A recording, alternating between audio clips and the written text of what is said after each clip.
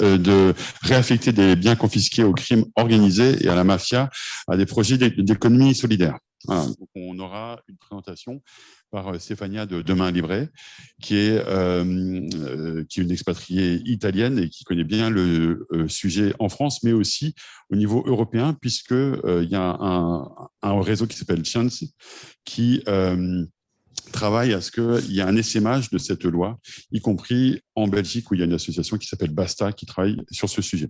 C'est le premier point de l'atelier demain. Et le deuxième point, ça sera explorer en fait ce dont on est très envieux en France, c'est-à-dire le dispositif de financement de l'éducation populaire permanente chez vous, et de voir de quelle manière est-ce que peut-être ça pourrait nourrir, nous espérons, un certain nombre de propositions qu'on porterait malgré les annonces des nominations du gouvernement hier. Voilà.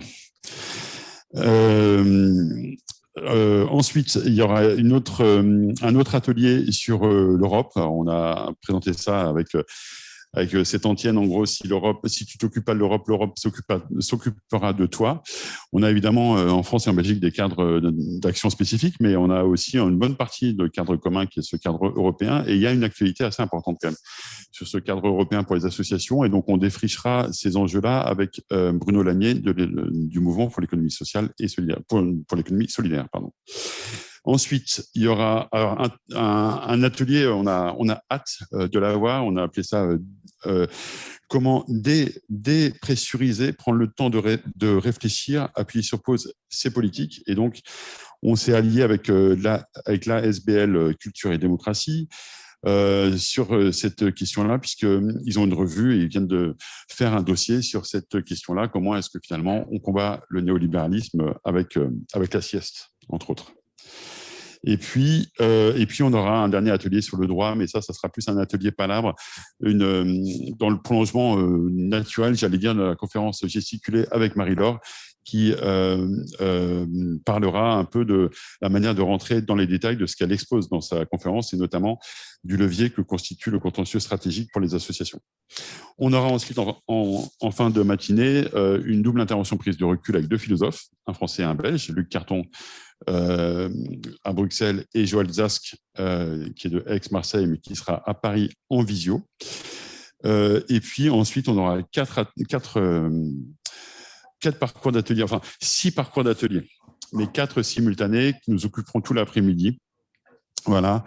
Et là, c'est pareil, on étudiera les scénarios du renforcement, mais plus en nous accrochant à des actions qu'on peut aller voir sur le terrain. On a appelé ça des sortes de laboratoires du futur.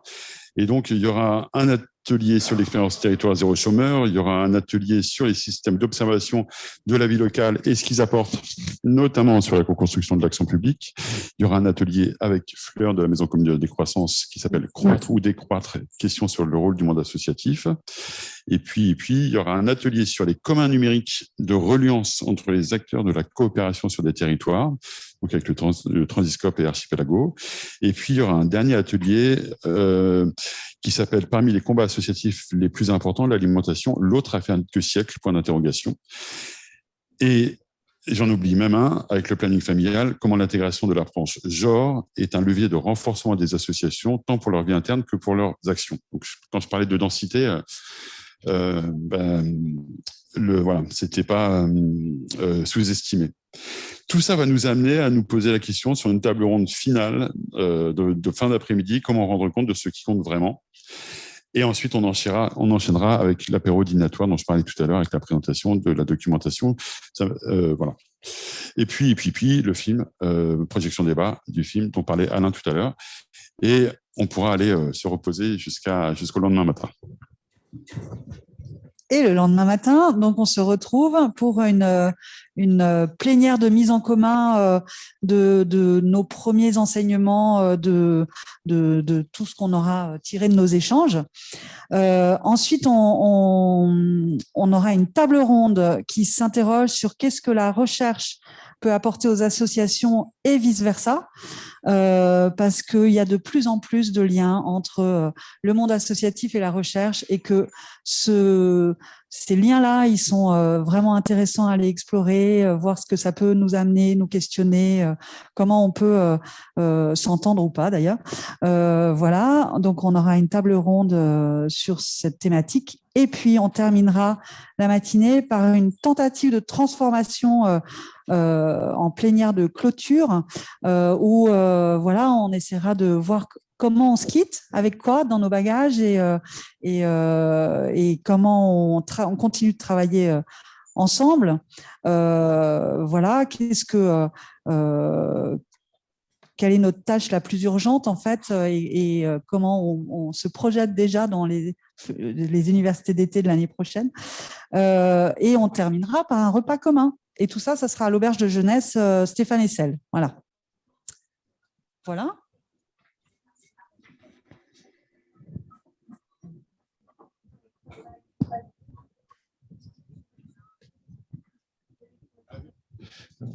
Et puis, dans tout ça, il y a une tentative un petit peu transversale. On ne sait pas encore où elle va se situer. C'est qu'en 2017, quelques mois après l'élection d'un nouveau président de la République, on a très très vite vu arriver le monde de la start-upisation et d'une société civile vantée à travers le modèle du marché et du monde libéral. Et donc, on avait, à l'issue de l'Université d'été de Lyon, écrit un texte collectif qui s'appelait « La société civile, c'est nous ». Et on se dit, on a cette idée dans les 3 jours d'arriver à produire un texte qui sera un texte final de l'université d'été. Alors, je ne vous cache pas, on ne part pas de rien, on y a travaillé, on a un début de titre, je crois que nous sommes la société civile, vous voyez, pour maintenir le fil, et puis des éléments. Donc peut-être que ce texte va circuler à un moment. On va essayer de trouver un temps transversal, peut-être la dernière matinée ou pendant une demi-heure, 3/4 d'heure, peut-être une dizaine de personnes, ceux qui veulent. Eh bien, on se fait une lecture collective. Et ce texte, entre-temps, on va l'afficher dans des endroits pour que vous puissiez peut-être raturer, écrire, apporter une idée, compléter par quelque chose. Mais c'est vrai qu'on ne sait pas trop avec tout ce qu'il y a, à quel moment on va le mettre. En plus, on a 2 versions du texte, parce qu'on a déjà eu des interventions dessus. Donc, en tout cas, l'idée, c'est que dernière matinée, on puisse proposer un texte qui soit, qui sorte de nos travaux. Alors, c'est un texte très court à chaque fois. C'est un texte d'1 page. Voilà, c'est une tentative, une expérimentation. Alors, je vous propose, on a un tout petit peu d'avance, mais c'est peut-être pas plus mal. On peut enchaîner. Vous avez vu, en fait, on a prévu différents types de temps sur ces 3 jours. Il y aura des temps d'atelier, des temps de balade, etc. Mais il y a 2-3 temps un petit peu, on va dire, plus classiques, et notamment le temps qui arrive, qui est un temps de conférence introductive. Et donc, du coup, je peux appeler à la tribune les intervenants, c'est-à-dire Henri Goldman pour la Belgique, Bruno Lanier, je crois, n'est pas encore arrivé, Mathieu, et on a en ligne Jean-Louis Laville, avec qui on va commencer. Donc, l'idée, c'est qu'on puisse se donner à peu près 1h30 pour avoir ces 4 interventions, et puis un temps d'échange avec vous.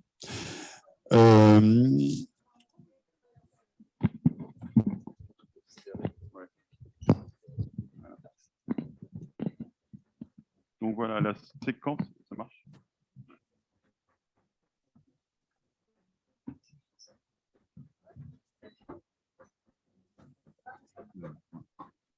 Le volume est poussé. Le volume est bientôt poussé. Le volume est en voie d'augmentation. Il y a un sens du volume. Ouais, on va se mettre à la table. Ah ben oui, c'est vrai. Oui, oui. Après l'intervention de Jean-Luc. Donc, le son a l'air d'être bien. C'était donc simplement pour dire que la séquence là, on l'a appelée l'action associative en France et en Belgique. Une même histoire et des variantes qui tracent des perspectives de combat commun. Voilà. Donc, l'idée, c'est d'avoir 4 interventions, à peu près d'1/4 d'heure chacune. Et puis ensuite, on aura un temps d'échange entre les intervenants, évidemment, mais aussi avec vous. On va d'abord donner la parole à Jean-Louis Laville. L'idée, c'est de se dire, alors bien sûr, il y a des différences, on en a parlé, Alain l'a dit tout à l'heure, les Belges ont leur loi de 1901 en 1921, mais il y a surtout des processus politico-économiques d'ensemble qui affectent les évolutions, notamment les plus récentes, à peu près de la même manière en France et en Belgique. Et donc, c'est ce qu'on va essayer d'éclairer assez synthétiquement maintenant avec toi, Jean-Louis. Alors, Jean-Louis, tu es un habitué des universités d'été, puisque je pense que c'est au moins la troisième dans laquelle tu interviens. Et l'idée, c'est de revenir en partie sur ce que tu nous avais présenté en 2017, justement, où tu avais insisté sur le fait que pour connaître et donc utiliser l'histoire de l'action associative en France, il convenait de remonter non pas à 1901, mais plusieurs décennies avant, sur la genèse en fait, de la loi de 1901, et finalement de revenir sur les lendemains de la Révolution française et le début du 19e siècle. Et tu avais fait ça à deux voix avec Michel Riosarcé, qui a écrit un livre qui parle de ça de manière particulièrement comment dirais-je, remarquable. Le livre s'appelle Le procès de la liberté et il est en vente ici même. L'idée, donc, c'est de se replonger dans cette histoire qui est aussi riche qu'occultée. Peut-être tu nous diras pourquoi est-ce qu'elle est méconnue. Et finalement, de mettre en évidence une double question. Comment ça se fait que les associations ont autant contribué à la construction de notre édifice républicain et comment ça se fait que cela se sache aussi peu? Première question. Et deuxième question, pourquoi est-ce dommageable aujourd'hui? Et donc voilà, je vais te donner la parole sur ce sujet-là. Et en écho, Henri Goldman, qui signe le livre sur la Belgique, une histoire associative dans l'ouvrage du collectif 21, pourra apporter une sorte de contrepoint à tes propos, mais vu de l'autre côté de la frontière. Jean-Louis, je te propose de prendre la parole. Oui, merci Jean-Baptiste. Est-ce que vous m'entendez? C'est bon? Est-ce que c'est audible? Allô? Est-ce que vous m'entendez? Oui? Ok. Bonjour à toutes et à tous. Désolé de ne pas être avec vous aujourd'hui. Simplement, ce que je voudrais faire pour commencer, c'est essayer de resituer, oui, quelle est l'histoire associative. Et pour retrouver cette histoire associative, comme tu l'as indiqué, qui est une histoire largement occultée, il faut sortir de l'étatisme qui est souvent présent en France dans la sociologie et les sciences sociales. Beaucoup de sociologie aujourd'hui réduisent les associations à un sous-service public, mais même les meilleurs sociologues comme Robert Castel nous disent que la solidarité telle que nous la connaissons aujourd'hui a été inventée par l'État à la fin du 19e siècle et qu'avant, il n'y avait que des solidarités de proximité. Je pense que c'est cette histoire étatiste qu'il faut questionner en revenant à quelle a été la généalogie de l'association et donc en notant que l'association n'apparaît pas, comme ça vient d'être dit, juste avant 1901, mais apparaît dans une période qui est la période de 1830 à 1848 en France. C'est là qu'il y a le plus grand nombre d'associations qui ont été créées alors que le statut n'existait pas. Pourquoi? Parce qu'à ce moment-là, il y a un écart qui devient insupportable entre l'affirmation des principes républicains, liberté, égalité, fraternité, et le maintien de dépendance réelle, d'exclusion, de misère. Et donc, ce que veut faire l'association au départ, c'est permettre de réduire cet écart qui est devenu insupportable. Et pour faire cela, je crois que, et c'est intéressant de mélanger l'histoire des pensées et l'histoire des actions, parce qu'elles sont intriquées dans la réalité, ce mouvement s'appuie sur ce qui a été proposé par un philosophe comme Pierre Leroux. Pierre Leroux, en 1840, écrit le premier texte en français philosophique moderne où il introduit le terme de solidarité. Pour lui, la solidarité, c'est ce qui succède à la charité en démocratie. Et donc, cela veut dire qu'il n'y a plus de charité possible dans une démocratie. Il y a au contraire un nouveau rapport social qui unit dans une action collective volontaire des citoyens libres et égaux. Et ce sentiment, ce lien d'un nouveau type qui n'est possible qu'en démocratie, l'appelle solidarité. Et donc, Leroux crée l'idée de solidarité démocratique.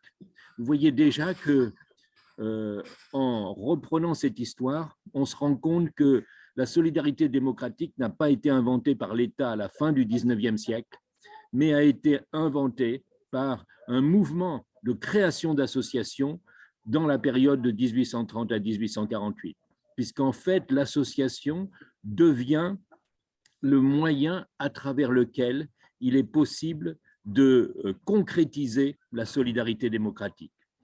Vous le voyez, par exemple, dans un recueil de textes ouvriers qui a été fait par Alain Faure et Jacques Rancière, qui s'appelle « La parole ouvrière ». Dans tous ces textes, on retrouve comme deux drapeaux les mots de solidarité démocratique et d'association. Pour les ouvriers qui se mettent ensemble pour lutter contre la misère à ce moment-là, c'est totalement lié. Mais donc, c'est une idée de vouloir appliquer les principes démocratiques et républicains qui est à la base de ce que l'on peut appeler un mouvement d'association.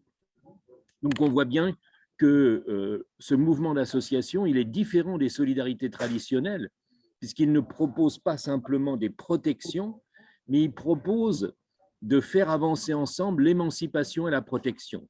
Les gens sont plus forts parce qu'ils agissent ensemble, et en même temps, c'est cette action collective qui leur permet d'avancer vers leur émancipation individuelle. Ce qui est très intéressant dans ce mouvement, c'est qu'en fait, il ne distingue pas ce qui est de l'ordre de l'économique, du social, du culturel et du politique. En effet, ce qui est symptomatique de ce mouvement, c'est qu'il essaye de résoudre ensemble des questions économiques, sociales et politiques. Il essaye de mettre en place, par exemple, des formes d'économie qui vont reposer sur le travail et non pas sur le capital, avec toute l'idée que le travail pourrait louer le capital. Donc, il propose à ce moment-là une forme d'activité économique basée sur le travail qui pourrait être une forme d'entreprise moderne. Et en même temps, ces tentatives qui se font autour des métiers, à partir des savoir-faire de métiers, qui sont la vraie richesse dont disposent les travailleurs, c'est lié à des sociétés de secours mutuels aussi qui se mettent en place et qui vont essayer de résoudre les problèmes de protection, puisqu'il n'y a pas encore de protection sociale qui soit généralisée.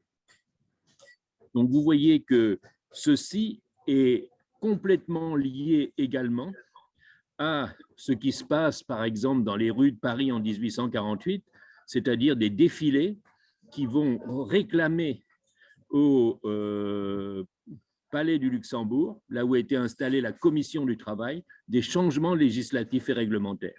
Donc, tout ce qui est de l'ordre de l'action économique, de l'action sociale et de l'action politique sont vraiment vécus dans un même mouvement. Et c'est ça qui, je crois, caractérise cet élan associationniste de l'époque. C'est aussi une volonté de s'affirmer collectivement. C'est pour ça qu'il y a des défilés, c'est pour ça qu'il y a des repas, c'est pour ça qu'il y a des fêtes qui sont organisées. C'est se soustraire à la domination des élites, se soustraire à la domination de la religion. Et donc, c'est bien l'idée qu'il y a une possibilité de vaincre le mépris, de résister à ce qui a été la position subordonnée, de changer cela à partir de l'auto-organisation des gens concernés eux-mêmes. Donc, il me semble que cette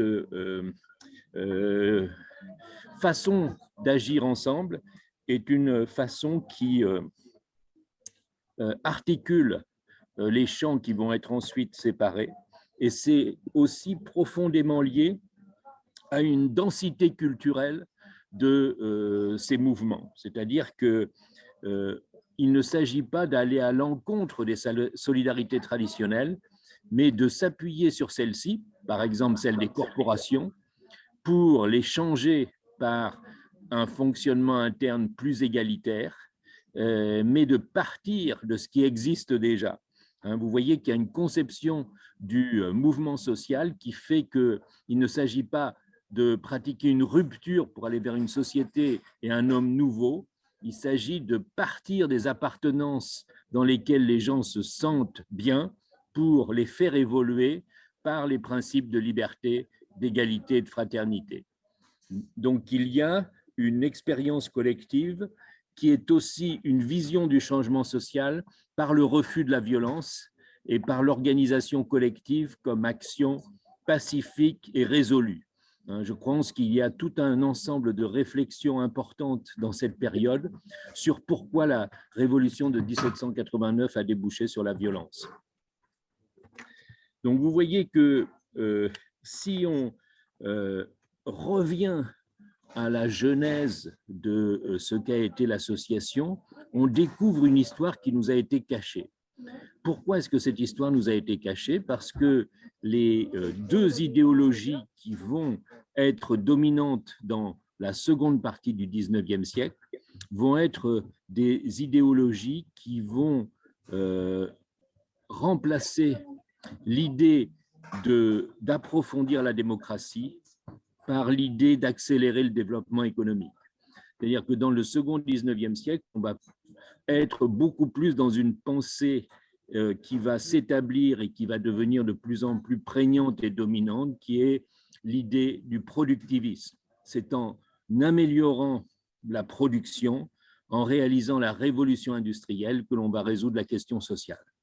Et à partir de ce moment-là, dans la vision libérale, la solidarité démocratique va être remplacée par la solidarité philanthropique, c'est-à-dire une solidarité qui est basée non pas sur l'auto-organisation des gens concernés, mais sur la compassion, la bienveillance du riche envers le pauvre.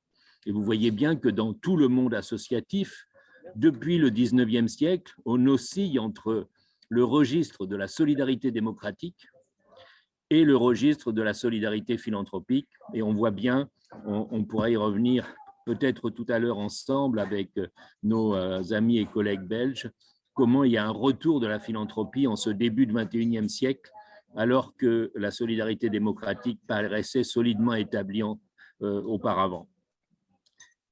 Donc, il y a eu ce tournant productiviste qui a amené finalement à considérer que l'important, c'était le développement économique, ce que l'on appellerait aujourd'hui la croissance, et que finalement, ces expériences d'association étaient des expériences qui n'étaient pas à la hauteur des problèmes et qui n'étaient pas en mesure véritablement d'apporter la création de richesses qui soit susceptible de pouvoir changer la condition des plus démunis et des travailleurs. Donc, dans la seconde partie du 19e siècle, le libéralisme va invalider tout ce qu'avaient été les créations associatives. Mais cette invalidation avait aussi existé du côté de la vulgate marxiste qui va s'imposer à partir de la deuxième internationale. C'est très différent dans la première internationale, mais à partir de la deuxième internationale, il y a l'idée que tout cela, c'était de l'utopisme, d'un socialisme utopique, et qu'il faut le remplacer par un socialisme scientifique. Et donc, toute la partie du 19e siècle à la fin va être aussi très fortement sous-tendue par un scientisme, un positivisme qui va aussi aller dans le sens d'un déterminisme historique et d'une élimination de la créativité des associations. On va rentrer ensuite dans un 20e siècle qui finalement ne va considérer les associations que comme subsidiaires, parce que les grands piliers de la société au XXe siècle, ce sont l'État et le marché et l'État. Et que finalement, l'ensemble des débats économiques et politiques vont être concentrés sur les pondérations respectives de l'État et du marché, mais très peu sur ce qui peut être de l'ordre de l'action associative. Et ceci va être conforté aussi par une évolution de ce qui émane de l'associationnisme pionnier, c'est-à-dire la séparation entre des statuts qui vont être accordés mais qui en même temps vont être disjoints, le statut de l'association, le statut de la coopérative, le statut de la mutuelle, le statut du syndicat. Tout cela va être de plus en plus différencié, alors que dans le creuset associationniste, c'était réuni. Et finalement, on va avoir dans ce qu'on appellera l'économie sociale, une valorisation des coopératives et des mutuelles parce que ce sont des entreprises économiques, une façon aussi de considérer que ces entreprises sont originales parce qu'elles sont collectives, mais que à partir du moment où elles sont collectives, elles ont une base démocratique, alors qu'on sait très bien que dans les fonctionnements concrets, c'est beaucoup plus compliqué que ça. Et de plus en plus, les associations vont aussi, et je crois que c'est ce que développera Bruno tout à l'heure, avoir du mal à penser leur modèle économique, puisqu'en fait, elles vont plutôt se définir comme étant en dehors de l'économie, comme étant du domaine social. Et je crois que c'est aussi l'une des questions qui se posent aujourd'hui, c'est de voir comment est-ce qu'il est possible de réintégrer la dynamique de l'association au sein d'une économie sociale et solidaire repensée par rapport à l'économie sociale traditionnelle. Il me semble que ces débats ne sont pas simplement historiques.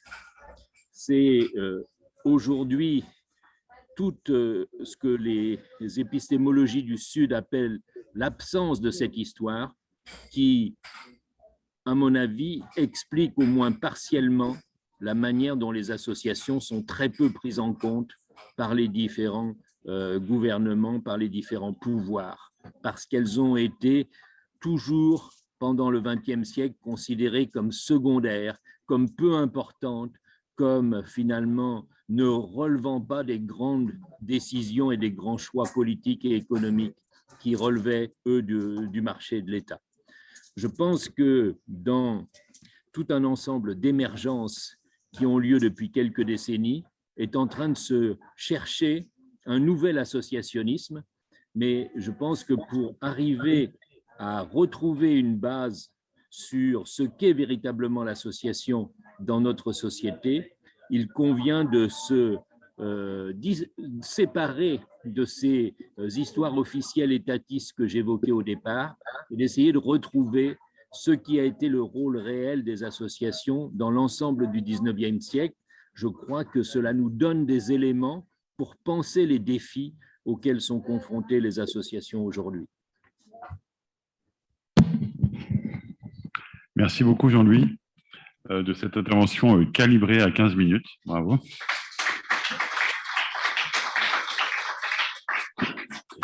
Et une intervention qui ouvre le bal et le dialogue franco-belge.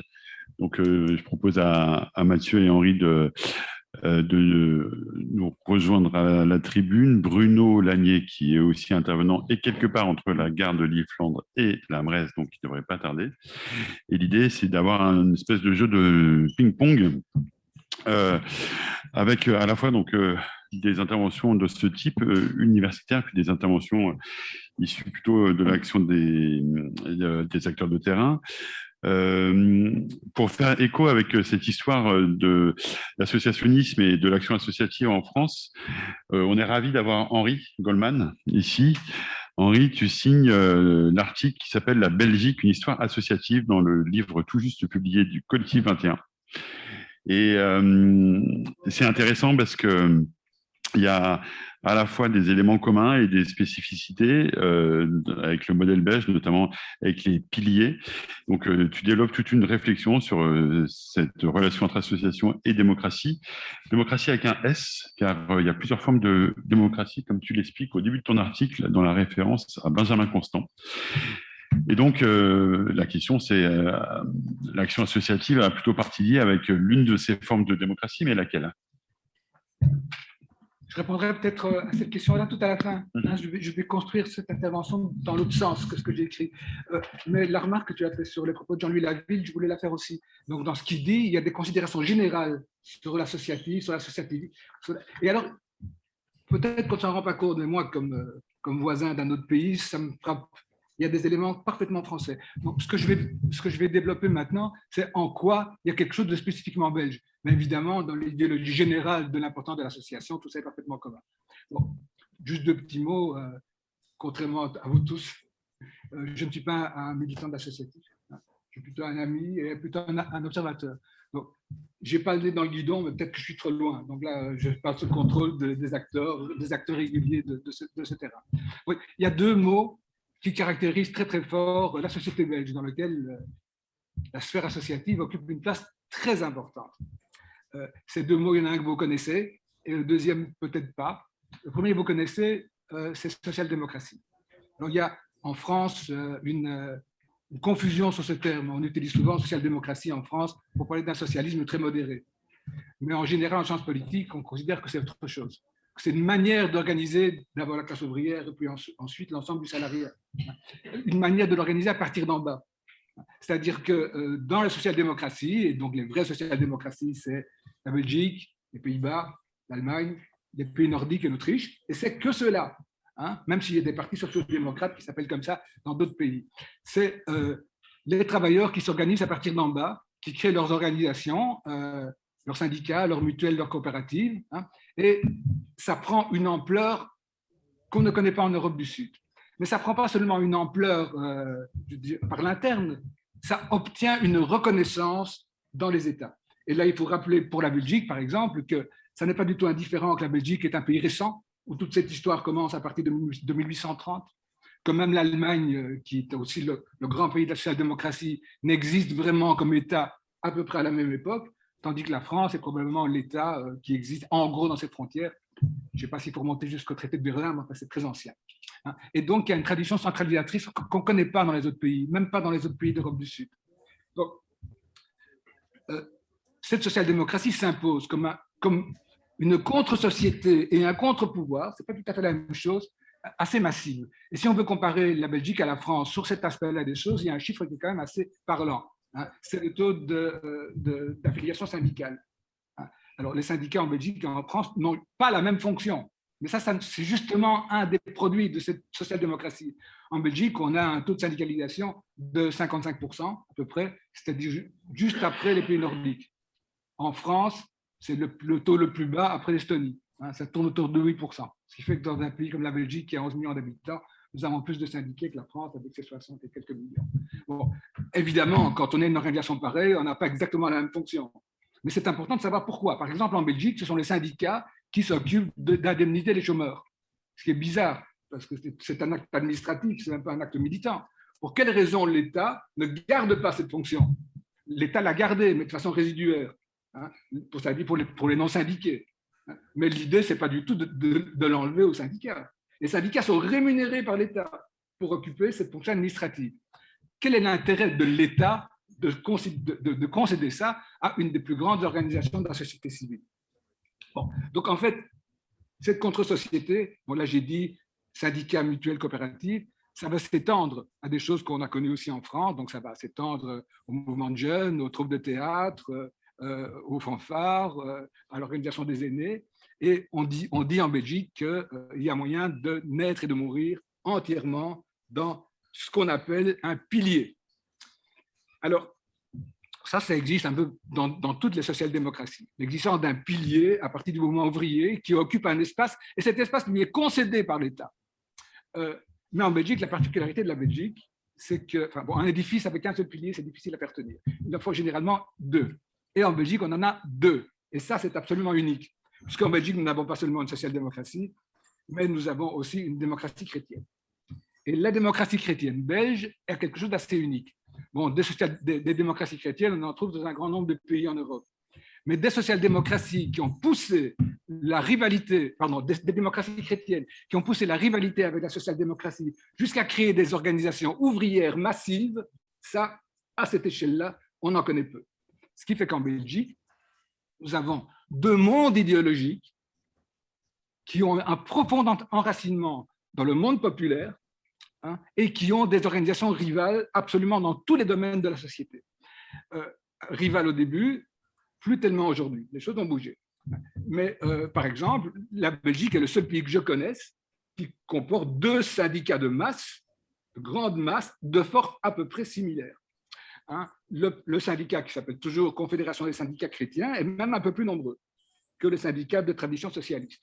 Alors au départ, c'est lié à la manière dont la Belgique a vécu sa laïcisation. Alors la France, ça n'a rien à voir du tout avec la France. Hein. Ici, le pilier, disons, tout ce qui tourne autour de l'Église, a conservé des positions extrêmement fortes et ces positions se sont transformées au fil du temps. Et notamment, la démocratie chrétienne, au fil du temps, a muté. Au départ, quand on crée un syndicat chrétien, c'est évidemment pour empêcher la progression d'un syndicat rouge. Hein. Donc, on crée un syndicat, encore avec des mentalités paternalistes. Il y a une évolution dans le patronat chrétien, donc les anciens maîtres de forge qui se limitaient à de la philanthropie deviennent minoritaires et va naître dans toute une aile du patronat de tradition catholique l'idée que si on veut éviter les explosions sociales, on doit plutôt y aller doucement, hein, et faire des concessions qu'il faut pour empêcher les révoltes et les explosions. Petit à petit, le syndicat chrétien va devenir pratiquement aussi radical, aussi peu radical, hein, ça se discute, que le syndicat socialiste. Et selon les centrales professionnelles, il est parfois plus à gauche, parfois moins à gauche, mais ça n'est plus très clair dans cette histoire-là. Le référent reste un petit peu. Donc on va se trouver en Belgique avec 2 piliers. Et moi j'appelle ça, on a une social-démocratie double qui fonctionne en fait en étant capable de ratisser beaucoup plus large. Puisqu'évidemment, il y a complémentarité, mais il y a aussi concurrence, et à travers ça, on arrive à ratisser extrêmement large. Ça aboutit donc au fait que l'État belge est véritablement construit sur ces 2 piliers. Hein, et c'est vraiment une construction d'en bas. Et cette construction, alors on va dire, elle va se maintenir comme ça jusqu'aux années 80, on va dire. Hein. À partir de ce moment-là, ça ne va plus tellement fonctionner, j'en dirai 2 mots, ça va avoir des effets sur l'associatif, vous allez voir. Bon. Donc, dans cet âge d'or, alors on appelle ça la pilarisation, nous avons 2 piliers, l'État s'appuie sur 2 piliers, et le système politique, les politologues l'appellent ça un système consociatif, c'est-à-dire où la société est construite sur un accord, et donc pas une rivalité entre 2 mondes différents. Ça va se traduire notamment par quelque chose qui étonne tous les Français qui essaient de voir comment la Belgique fonctionne, ce qui est très compliqué à comprendre, je vous l'accorde, c'est que 2 grandes institutions de service public, qui sont l'école et l'hôpital, sont aujourd'hui encore majoritairement dans les mains d'institutions de droit privé, mais sous forme de services publics délégués, pas sous forme d'entreprises capitalistes, sous forme de services publics délégués.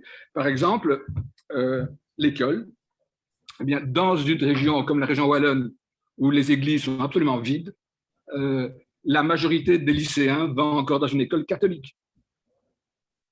Et les universités, nous avons en Belgique 6 universités complètes, 3 francophones et 3 flamandes. Et bien, sur ces 1 université, il n'y en a que 2 qui sont des universités publiques d'État, celle de Gand et celle de Liège. Les 4 autres se divisent en 2, les 2 universités dites catholiques et 2 universités dites libres d'origine franc-maçonne. Donc ces 2 mondes se sont prolongés et sont acceptés. On n'est plus là dans la concurrence et dans la bataille, on est là dans le lotissement des fonctions publiques par les 2 mondes idéologiques. Alors évidemment, toute la vie associative va s'inscrire dans ce modèle de la pilarisation et va connaître une nouvelle amplification après la libération dans une période qu'on a appelée les 30 glorieuses. Je ne sais pas très bien d'où ça vient, mais c'est vrai que ces 30 périodes, on est dans une période donc, où le chômage a disparu, le chômage de masse a disparu, et où le développement économique est tellement important, fonctionne tellement bien, que on va pouvoir satisfaire toutes les demandes sociales, aussi bien celles du peuple, les demandes populaires et celles des capitalistes. Le gâteau va s'agrandir, hein, et même sans toucher aux proportions du gâteau, aux proportions entre les uns et les autres, tout le monde y trouve son compte. Et dans cette période-là, des nouvelles demandes sociales qui existaient déjà de façon militante vont être reconnues comme pertinentes. Ça va être le cas dans tout le socio-sanitaire, l'alphabétisation, l'éducation populaire, qu'en Belgique, on va muter vers l'éducation permanente, un petit changement peut-être que Luc Carton vous expliquera, l'accueil des migrants, l'encadrement des minorités, etc. Et une certaine logique, je dirais peut-être française, mais là je ne vais pas sous votre contrôle, aurait été de dire, puisqu'il y a les moyens pour ça, puisque de nouvelles demandes sociales sont considérées comme légitimes, eh bien, nous allons élargir le périmètre de l'action publique. Ben, pas du tout. En Belgique, on ne va pas l'élargir, on va passer contrat avec les associations. Parce que les deux piliers qui, pendant très longtemps, jusqu'à on va dire dans les années 80, pendant très longtemps, ont dirigé ensemble l'État, se disent « je suis quand même rassuré », plutôt que de le mettre dans la fonction publique, mais je ne sais pas du tout qui demain sera le ministre compétent, je vais plutôt le confier à des associations de mon pilier que je vais pouvoir contrôler. Et ensuite, on va voir gonfler de plein d'autres associations, la sphère associative, de plein d'associations qui vont devoir s'inscrire dans un pilier pour obtenir une reconnaissance et un subventionnement, comme service public délégué. Alors, on peut dire que tout ce périmètre tout cet équilibre, donc, et pendant tout ce temps-là, donc on va voir apparaître, mais donc on est dans une période de croissance économique, et donc pratiquement toutes les tensions peuvent s'arbitrer convenablement. Mais déjà, on va sentir, avec cette nouvelle génération d'associatifs, que ce n'est pas toujours très confortable d'occuper une fonction hybride, une fonction double, entre d'un côté être quand même le produit d'une certaine forme de militantisme et d'être un service public délégué. Hein. Donc, est-ce qu'on est plus un contre-pouvoir ou est-ce qu'on est plus quelqu'un qui doit, de façon plus souple que la fonction publique, exercer des demandes du pouvoir? Alors, tout ça va commencer à bouger. D'abord avec le passage des générations. Ça, c'est courant. En Belgique, comme en France et comme partout, quand les fondateurs de ces associations qui ont réussi à faire reconnaître et à faire subsidier, subventionner une expertise reconnue, mais quand les fondateurs vont passer la main et qu'on va devoir engager des gens qui n'ont pas connu cette histoire, bon, ça c'est un phénomène passionnant, difficile, mais enfin ça on le connaît partout. Mais en Belgique, ce système, disons, des deux piliers va commencer à exploser de tous les côtés, on va dire dans les années 70. Donc là, on a les générations de 68, bon, des gens se sont lancés dans l'expérience de la prise du pouvoir central, et puis bon, ça ne marche pas comme ça a voulu, et là, on va investir plutôt une autre sphère, la sphère associative, mais sans forcément s'inscrire dans les piliers classiques. Donc là, déjà, nouvelle tension. Et de nouveaux partis vont naître aussi, qui n'ont pas le même historique. Hein. Et ce n'est pas les mêmes partis qui vont naître du côté francophone et du côté flamand. Du côté francophone, on va voir apparaître deux forces qu'on classera à gauche. Hein, donc, le Parti vert et la nouvelle extrême gauche d'origine marxiste-léniniste, mais maintenant qui essaie de faire comme Mélenchon. Tandis que du côté flamand, pour des raisons, bon, je dirais deux mots, c'est plutôt à droite que de nouveaux partis vont naître. Les effets et puis les 30 glorieuses vont s'achever. On va essayer de les tirer encore pendant 10 ans. Donc, en recourant à l'endettement, pendant tout un temps, on s'est imaginé que c'était provisoire et qu'on allait revenir aux belles années. Bon, ça creusait les déficits et puis on s'est rendu compte que c'était structurel. Et que le compromis social qui lui était authentiquement social-démocrate, donc échanger la paix sociale contre des avantages donnés aux travailleurs et aux classes populaires, c'est plus tenable. Il n'y a plus d'argent pour ça. Les actionnaires ne voient plus pourquoi. Et donc là, on a tous les éléments pour la contre-révolution néolibérale qui sont en place. Du côté flamand et du côté francophone, ça n'évolue pas du tout de la même façon. Jusqu'à présent, le modèle est belge, est unifié, avec une petite différence, prédominance de la seule démocratie du côté francophone, prédominance de la démocratie chrétienne du côté flamand. Avec la révolution néolibérale, l'évolution va être totalement différente. Ce modèle va complètement s'effondrer en Flandre, avec une rapidité que je ne pouvais pas imaginer. C'est-à-dire que le pilier démocrate-chrétien flamand va s'effondrer. Maintenant, le Parti démocrate-chrétien flamand n'est plus que le 5e au dernier sondage, 5e ou 6e parti en Flandre. Et ce qu'il emporte, à côté d'un parti franchement d'extrême droite, qui est l'équivalent du Rassemblement national chez nous, on va voir apparaître un parti qui s'appelle la Nieuwe Vlaamse Alliantie, la Nouvelle Alliance flamande, sur les décombres de la démocratie chrétienne, mais qui n'a plus aucun relais dans la sphère associative. Donc maintenant, le pilier est orphelin. Et donc, ça va se traduire dans de très violentes attaques contre la sphère associative qui va se voir, association par association, privée de subsides. Ce n'est pas comme ça du côté francophone, où là, tout ce qui tourne autour du pilier social-démocrate, qui évidemment a été aussi entamé, je ne vais pas vous faire un dessin, par la nécessité de la compétitivité et tout le bazar, mais le pilier tient, le compromis tient encore. Mais il est mis évidemment sous très forte pression, et toutes les associations qui fonctionnent dans ce cadre-là se rendent de plus en plus compte qu'elles peuvent renoncer à avoir des financements structurels et que ça passe de plus en plus par des appels à projets où le pouvoir politique peut contrôler et donc utiliser beaucoup plus. Donc ça aboutit évidemment à une perte d'autonomie des associations. Voilà, c'est un petit peu là qu'on est aujourd'hui et c'est à partir de là qu'on doit s'interroger sur l'avenir. Alors, bon, comme observateur, je reste admiratif par les effets de la puissance de cette trame associative qui est donc extrêmement dense, pour les raisons historiques que je viens de tracer, extrêmement dense encore dans la partie francophone du pays.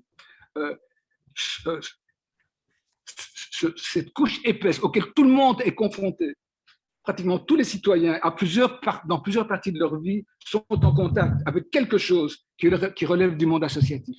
Et pour moi, c'est une des deux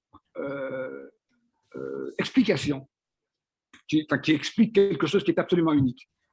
Alors que la Belgique est au cœur de l'Europe, donc que tous les événements, que toutes les tendances qui traversent ce continent fatalement passent par la Belgique, eh bien en Wallonie et à Bruxelles, nous n'avons toujours pas d'extrême droite. Et ça, c'est massif. Et pour moi, la force maintenue, mais en péril, de la force associative, de l'associative quand même d'émancipation, est une des deux explications. La deuxième, évidemment, qui est importante aussi, c'est que ni à Bruxelles ni en Wallonie, on ne peut faire vivre un mythe national. Et si on ne peut pas s'adosser à un mythe national, il manque une pièce. Et cette pièce n'existe pas pour des raisons différentes en Wallonie et à Bruxelles, mais elle n'existe pas. Mais ça ne suffira pas. Hein. Si la puissance de l'associative ne faisait pas un petit peu contrepoint à la nouvelle démocratie d'opinion qui passe comme ça par les fake news, je pense qu'elle serait quand même née. Alors je terminerai maintenant par une petite considération sur Benjamin Constant. Benjamin Constant est un philosophe libéral extrêmement antipathique. Mais il avait fait une distinction qui me parle beaucoup entre ce qu'il appelait la démocratie des anciens et la démocratie des modernes. Et comme maintenant tout ça est sur fond de crise de la démocratie, bon, le taux d'abstention en France en est le dernier symptôme, à côté de la montée de l'extrême droite, ça nous aide à réfléchir.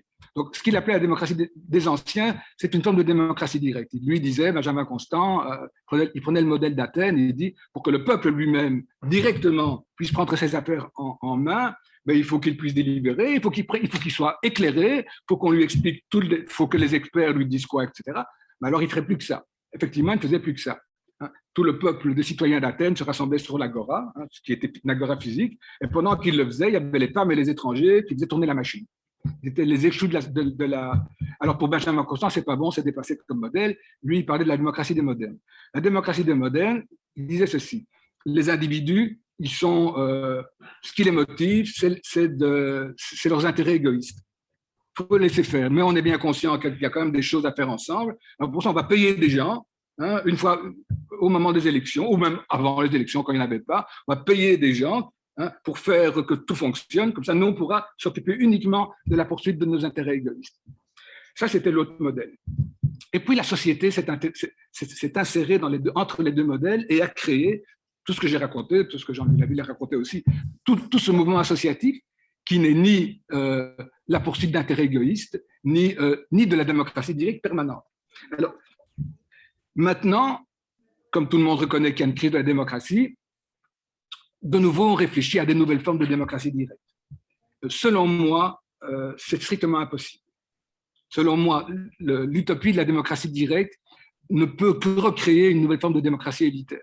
On voit bien que dans les comités de quartier, par exemple, où on mobilise des gens, on voit bien qu'on a une certaine catégorie de gens qui a l'énergie et le temps disponible pour s'informer, en général des jeunes retraités, cultivés, ou des femmes bourgeoises qui ont le temps. Mais quand on est pris par une vie de travail fatigante, quand on est pris par une vie de famille éprouvante, on n'a pas forcément de l'énergie, de l'envie de faire ça. Et c'est là qu'intervient cette chose ineffable, cette chose difficile à stabiliser, qui est cette sphère associative qui n'est ni de l'État, qui est entre le service public reconnu et l'émanation de la base. Et c'est ça qui est pour moi, qui reste un mystère et qui reste une grosse difficulté. C'est autant je comprends quelle pouvait être la fonction intéressante pour toutes les forces sociales dans la société dans la période précédente, autant aujourd'hui c'est un enjeu. On est en quête de statut, en quête de financement, alors que tout ça devient impalpable. Et là, je me retourne vers mes amis du collectif 21 pour qu'à partir de là, ils arrivent à nous proposer un modèle qui soit porteur d'avenir. Heureusement que Mathieu est là pour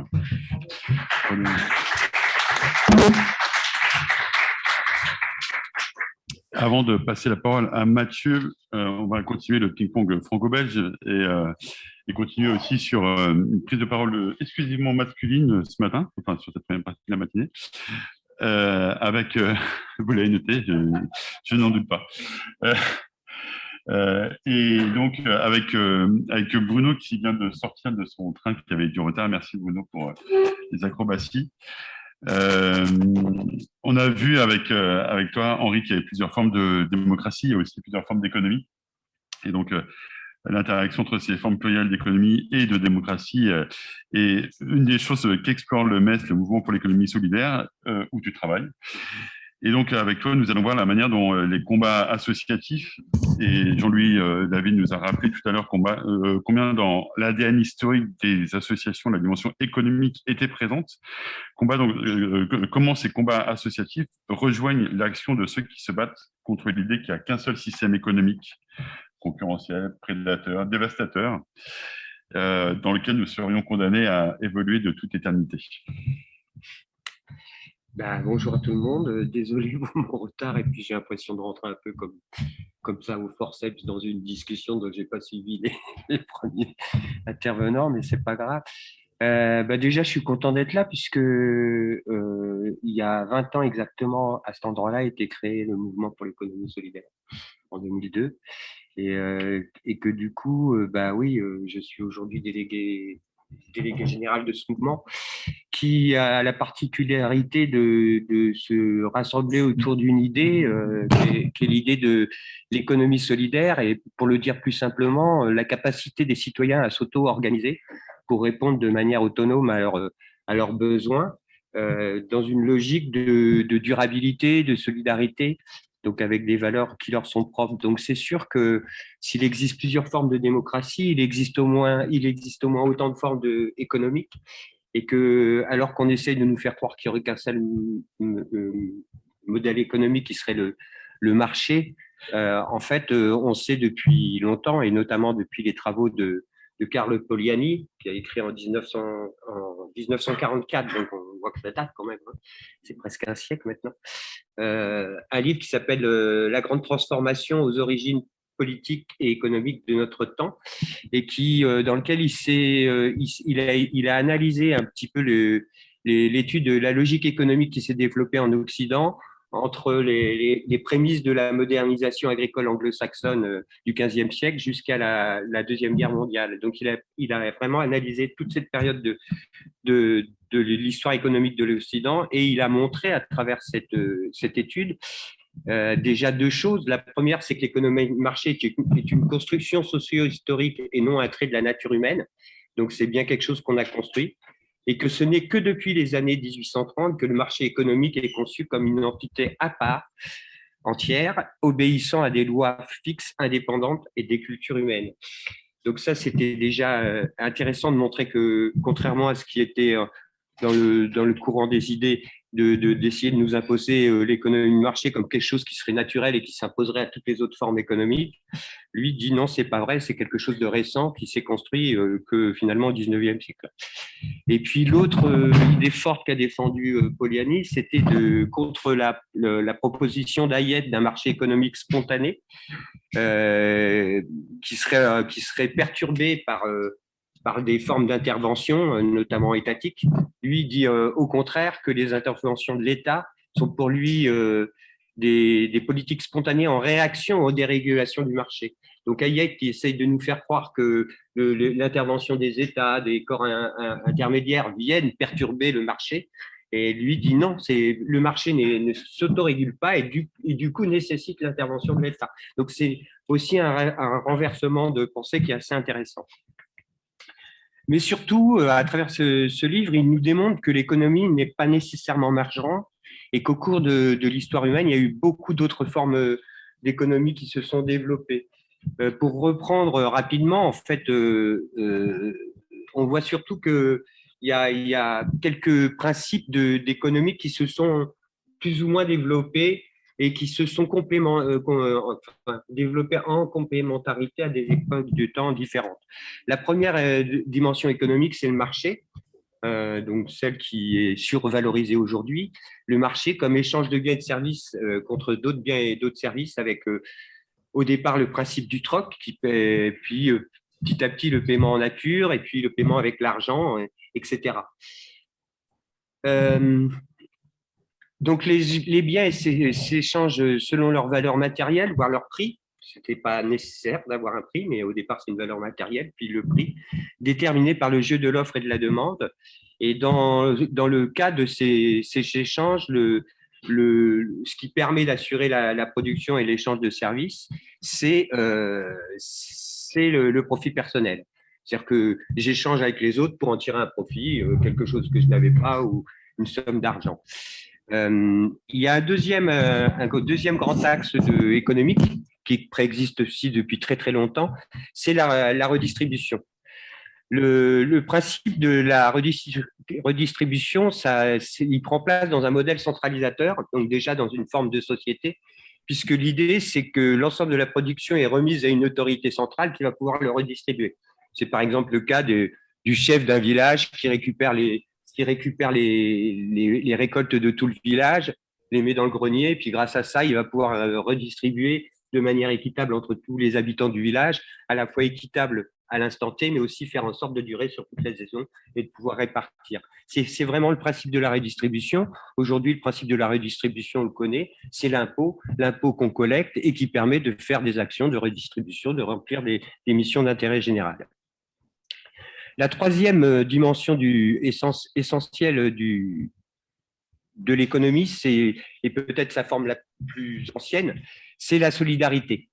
Alors, quand on parle de cette solidarité, ça peut prendre plusieurs formes. Il y a d'abord le principe de comportement économique de la réciprocité, qui est basé sur un modèle de symétrie. Les biens s'échangent par la voie du don et du contre-don et participent de la création du lien social entre les groupes ou les personnes qui sont impliquées. Ce qui est donné aujourd'hui sera compensé par ce qui sera rendu demain. Donc, on est sur un principe de confiance, c'est-à-dire que j'accepte de donner parce que je sais que le groupe me le rendra. Et pas forcément dans un don contre don, ça peut être dans une forme beaucoup plus compliquée, puisque je peux donner moi un jour à quelqu'un et puis c'est quelqu'un d'autre qui me le rendra. On est vraiment dans une logique de réciprocité.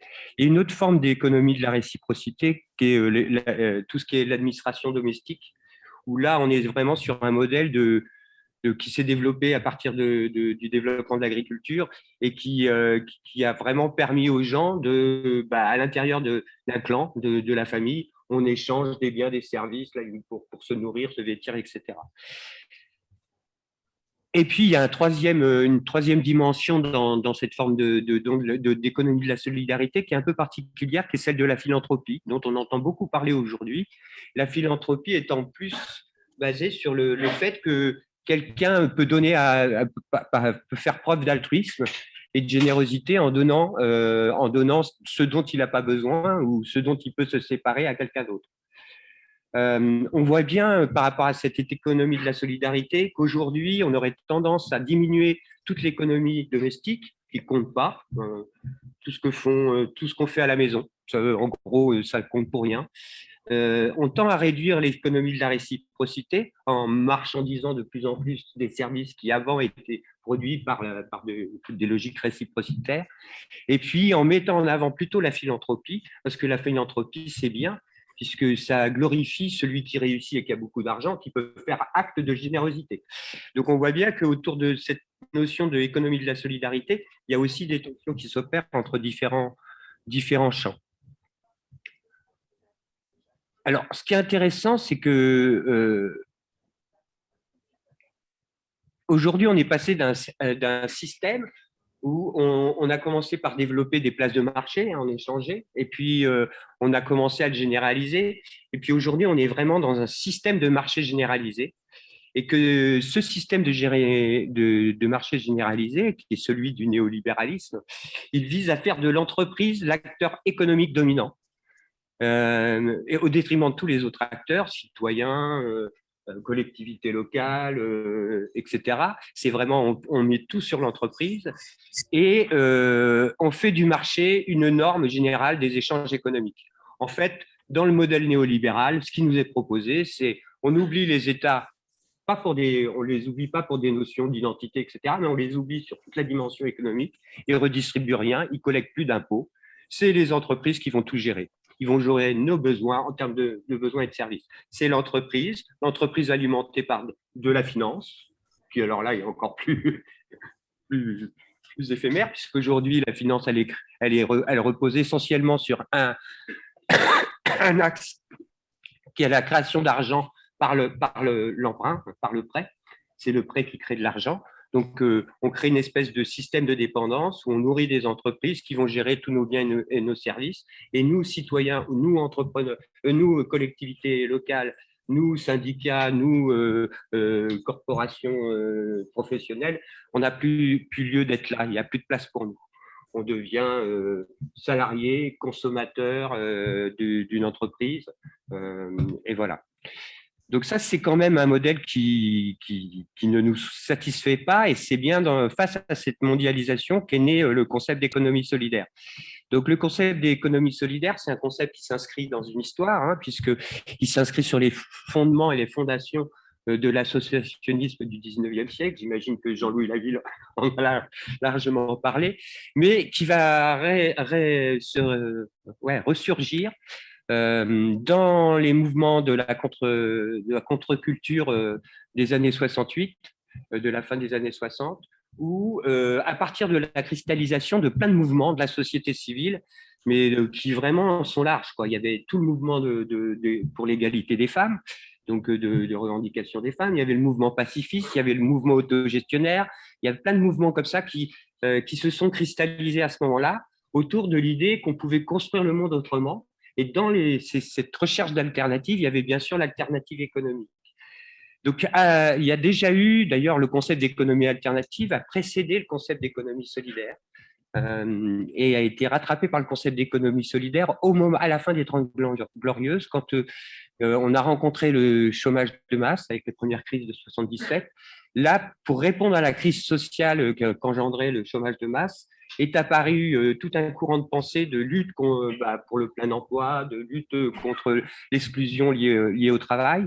Et du coup, c'est la rencontre entre les alternatives qui étaient plutôt autogestionnaires, liberté, etc., et ceux qui voulaient redonner du plein emploi, redonner de l'activité à tout le monde, qu'est né le concept d'économie solidaire. On peut dire que ce concept d'économie solidaire, il se construit sur plusieurs logiques. Il a à la fois une logique, on l'a vu, économique, hein, répondre à un besoin par la production d'un bien et d'un service dans une logique d'intérêt général, d'utilité sociale, de collectif, comment collectivement on répond à ces questions-là. Donc, on est plus dans une approche de l'économie qui met le citoyen comme acteur central des échanges économiques et pas l'entreprise. La deuxième logique, c'est une logique d'utilité sociale ou sociétale, en favorisant l'échange et la production collective de biens et de services dans une recherche d'intérêt général. C'est-à-dire qu'on ne fait pas d'économie solidaire tout seul, on fait de l'économie solidaire dans une démarche collective pour répondre collectivement à un besoin ou à un besoin, que ce soit un bien ou un service. On va s'organiser, on va trouver des solutions pour y répondre. Dans une logique d'ancrage territorial, enfin, c'est la troisième logique importante, puisque dans un monde mondialisé, il y a besoin de reconstruire l'appropriation de l'économie. Ça passe aussi par une économie qu'on maîtrise. On maîtrise très bien l'économie de proximité. On connaît les ressources de notre territoire, on sait ce qui est présent, on sait ce qui manque, on peut s'organiser facilement, autour d'enjeux économiques. Et donc, il y a cette approche très forte de s'inscrire dans et pour un territoire, mais pas dans une logique comme on l'a vu, par exemple, souvent avec le développement des circuits courts. Par exemple, on s'est rendu compte que les principes qui étaient développés par l'économie solidaire intéressaient beaucoup les gens du Rassemblement national. Bah oui, produire français, ça leur parle. Produire local, ça leur parle aussi. Sauf qu'on n'a pas exactement la même définition du local. Nous, on est vraiment un local ouvert, du local à l'international, du local au global. On n'est pas dans un monde fermé. Il ne s'agit pas de produire pour soi et de s'entourer de barrières, mais plutôt de produire pour soi avec les autres, dans une logique de répondre à notre besoin localement et potentiellement de l'ouvrir à des besoins avec d'autres, quoi. Ces principes, ils s'inscrivent dans des valeurs qui sont fortes et que je trouve importante de rappeler, parce qu'on voit bien que la valeur essentielle du néolibéralisme, finalement, c'est de produire de l'argent. Sa seule finalité, c'est faire plus d'argent. Faire plus d'argent parce que l'argent est un moyen nécessaire pour investir, développer de l'activité et pour permettre la récompense, puisque c'est quand même, on mobilise d'abord la capacité entrepreneuriale des leaders et donc il faut les rémunérer. Là, nous, on a des valeurs qui sont totalement différentes puisque les valeurs, c'est la solidarité, l'autonomie, je ne vais pas rentrer dans le détail, l'égalité, le partage, la réciprocité dont on a parlé tout à l'heure. Et l'autre enjeu de l'économie solidaire, c'est de mettre ces valeurs en principe avec des actes et de dire comment finalement les valeurs qu'on porte, on arrive à les mettre dans des pratiques qui sont en accord avec ces valeurs. Donc, on va avoir beaucoup de logique sur des démarches progrès, on va avoir beaucoup de logique autour d'expérimentation, d'innovation sociale. On va avoir beaucoup de logique sur comment on met en place des gouvernances collectives qui permettent l'ensemble des parties prenantes du projet d'y participer, qu'ils soient financeurs, fournisseurs, clients, salariés. En fait, nous, on veut que tout le monde travaille ensemble. Et dans un projet commun, de dire, ensemble, en fait, on construit une réponse à un besoin, on construit un commun, finalement, pour l'humanité. Voilà, je ne vais peut-être pas aller beaucoup plus loin que ça. Oui, on pourra redévelopper, notamment sur le temps de questions-réponses.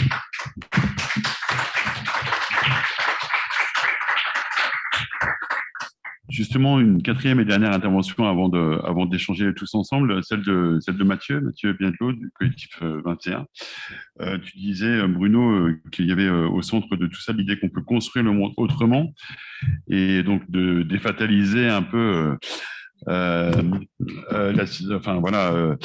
sort qui nous est promis. Alors, se dire qu'il y a des choses à faire pour améliorer la situation en tirant parti des enseignements de notre histoire et de nos histoires, c'est un petit peu ce que tu fais dans la conclusion de l'ouvrage collectif, Mathieu, en te demandant plus précisément ce que sont ces choses à faire. Voilà. Et tu fais l'effort stimulant et vivifiant d'en dresser une première liste. Alors, une liste, je pense qu'il convient à chacun d'entre nous d'approfondir et de compléter. Mais c'est quand même intéressant de voir qu'on ne part pas forcément d'une page blanche et qu'il y a déjà beaucoup de perspectives qui sont explorées, voire à portée de main. En effet, nous voulions terminer l'ouvrage qui, comme en France, dresse quand même aussi le portrait d'une évolution de l'associatif qui n'est pas toujours réjouissante. On voulait terminer par des perspectives un peu plus encourageantes, stimulantes et pas fatalistes. Et donc, cette conclusion, elle commence par l'idée de voir dans la période que nous vivons maintenant plutôt une opportunité, même si elle est difficile. En faisant un parallèle, on l'a entendu, le mouvement associatif et puis la loi de 1921 en Belgique, 1901 en France, mais c'est d'abord le mouvement associatif et puis la loi qu'il a reconnue, se sont développés au 19e, fin 19e, début 20e en Belgique, à un moment de grande transformation économique et surtout en réponse aux conséquences sociales de ces grandes transformations. Il me semble que le tournant que nous vivons maintenant, fin 20e, début 21e siècle, nous sommes dans une transformation d'une ampleur au moins aussi importante, que ce soit au niveau économique, technologique, environnemental, social, démocratique. Tous les paramètres changent et une bonne partie sont en crise. Et parmi les effets de ces transformations et crises, il y a évidemment une remise en question de l'autonomie, des libertés associatives et surtout de leur spécificité, de leur culture. Mais on pourrait y voir aussi une opportunité, de se dire que ces transformations demandent de nouvelles réponses et il y a des défis considérables qui nous amènent à penser que ni les institutions démocratiques, étatiques, ni les associations, ni même l'économie, si on pouvait avoir un mot à dire, ne peuvent continuer sur le même modèle. Il y a vraiment on peut plus continuer longtemps comme avant, donc il y a des choses à réinventer.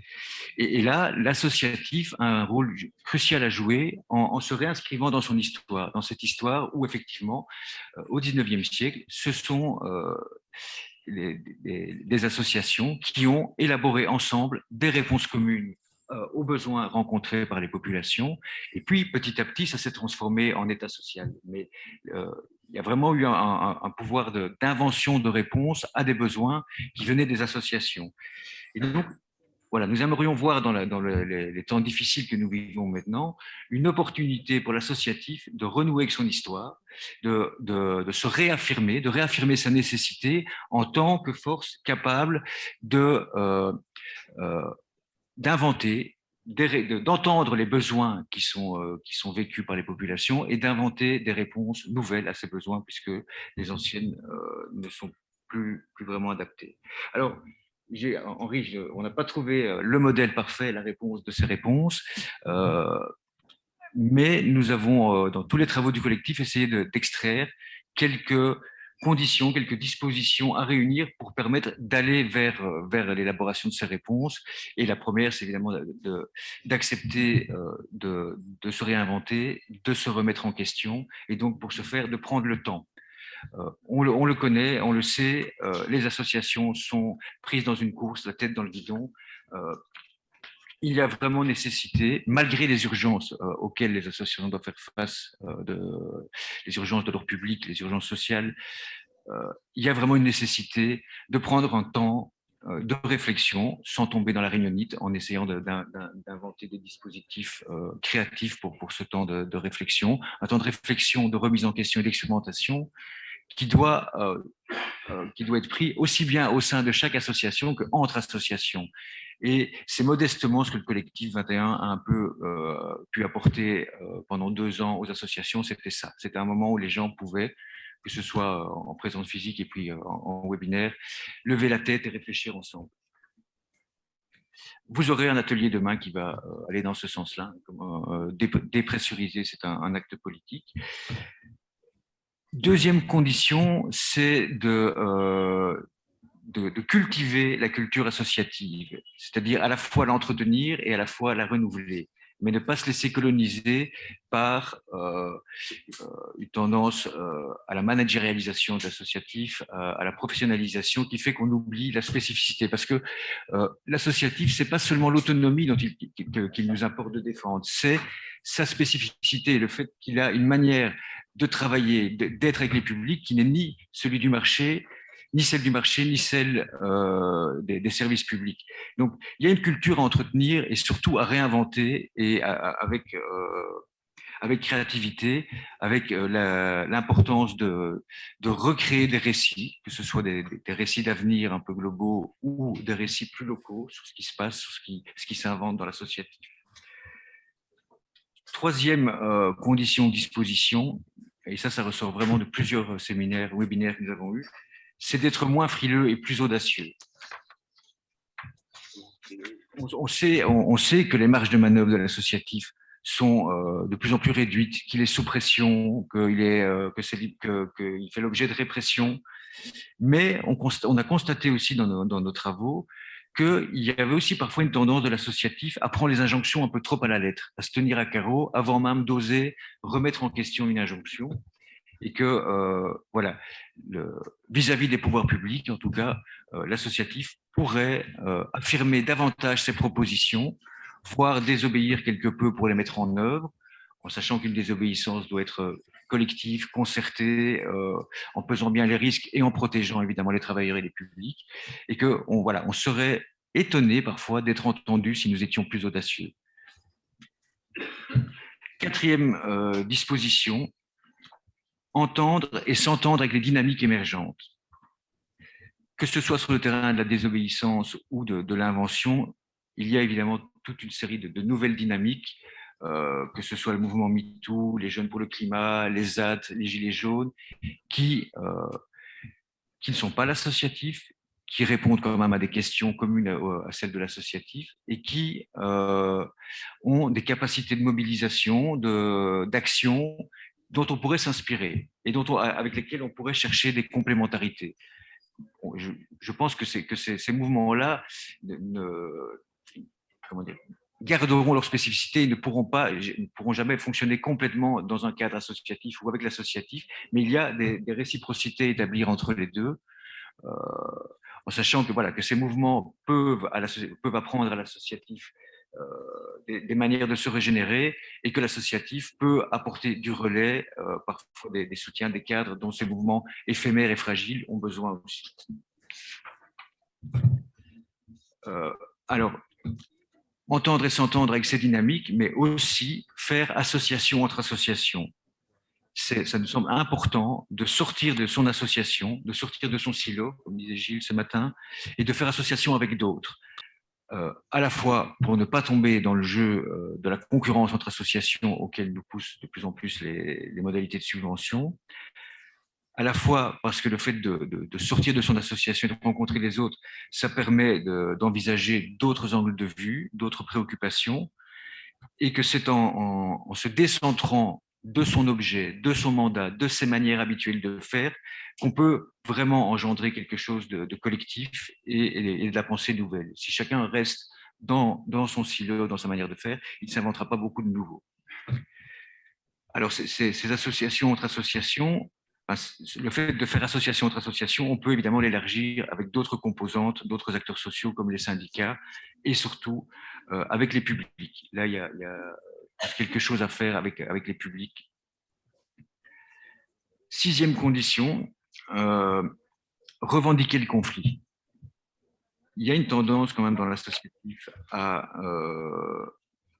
plutôt éviter le conflit, alors que si on veut agir ensemble et cultiver une culture associative, il faut assumer ce conflit. D'abord, le conflit externe. C'est sûr qu'il y a un conflit qui structure l'associatif, c'est qu'en général, il est en lutte contre certaines politiques, contre certaines évolutions de la société. Celui-là est assumé dans le discours, mais peut-être qu'il pourrait être assumé davantage dans la création du rapport de force avec ceux qui ont tout intérêt à ce que les inégalités et les dominations persistent. Il y a un conflit possible, mais pas toujours. Abraham Franzen parle de coopération conflictuelle avec les pouvoirs publics, avec qui on n'est pas obligé d'être toujours en conflit, mais il faut assumer les désaccords et parfois reconnaître une incompatibilité entre les attendus des uns et des autres. Il y a enfin les conflits entre associations, dès lors qu'on décide de faire association entre associations, mais il y a des conflits entre les cultures, les stratégies, les visées, et c'est un conflit à assumer pour le dépasser, de le reconnaître, en parler, délibérer, essayer de voir ce qu'on peut en tirer. Et enfin, il y a, ça c'est beaucoup plus les conflits internes aux associations. Voilà, notre travail s'est quand même pas mal penché. Il y a encore une image idyllique de l'association où c'est un endroit sympa où tout le monde travaille sur un pied d'égalité en partageant des mêmes valeurs et parce que tout le monde y trouve son compte, alors qu'il y a de plus en plus de conflits. Alors c'est lié à l'évolution des conditions de travail, mais aussi sans doute à une culture de l'associatif qui doit se retravailler. Ces conflits portent notamment autour de la question du militantisme et du professionnalisme.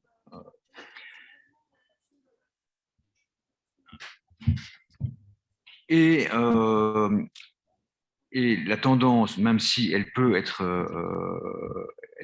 utile et permettre de prendre soin de tout le monde, la tendance en cas de conflit à se faire accompagner par tout ce qui est coaching, accompagnement d'intelligence collective, etc., a parfois tendance à lisser les conflits, alors que il nous semble qu'il faudrait à la fois, évidemment, prendre soin des travailleuses et des travailleurs et à la fois pouvoir mettre en place un cadre où le conflit peut se dire. Alors, dès lors qu'on cherche à agir ensemble, à faire association entre associations et à assumer le conflit, la 7e condition, c'est évidemment de ne pas supposer qu'il n'y a qu'une seule manière de faire, qu'il y a un angle d'approche privilégié des problèmes sociétaux, qu'il y a une préoccupation prioritaire, qu'elle soit sociale, climatique, démocratique, migratoire. Il y a évidemment on ne peut pas travailler ensemble si on pense que si chacun pense que son approche est la seule bonne. Donc, ce type d'attitude ne permet pas non plus, ne permet pas de penser et d'inventer. On peut constater que, par rapport à ce que disait Henri, les piliers en Belgique, maintenant, ont cédé la place à un pluralisme beaucoup plus grand, et donc il y a de plus en plus de manières de voir, de manières de faire. Et il faut essayer de tirer quelque chose de cette multiplicité, de voir dans la vivacité de la multiplicité quelque chose de créatif. Enfin, la huitième disposition, elle revient un peu au début, c'est de déployer la force de proposition et, j'ajoute, de production de l'associatif. On connaît la plainte d'un associatif qui serait réduit à un sparadrap, qui ne fait qu'essayer de colmater des brèches sans s'attaquer à la source des problèmes sociaux. Je pense que l'associatif, pris dans cette dynamique, sous-estime en fait une intervenante à nos débats disait sous-estime le trésor dont les associations disposent, que ce soit en termes d'idées, de ressources humaines, de proximité avec le terrain, de connaissance des territoires et de poids économique. L'associatif pourrait se faire davantage instituant et plutôt qu'être un sparadrap, essayer de mettre en place des remèdes, voire de développer localement des terrains sur lesquels la maladie ne pourrait plus se développer, pour rester dans l'image du sparadrap. Alors, sur cette disposition-là, il y a une grande lacune dans notre livre, c'est la question économique, la question justement de l'économie sociale et solidaire.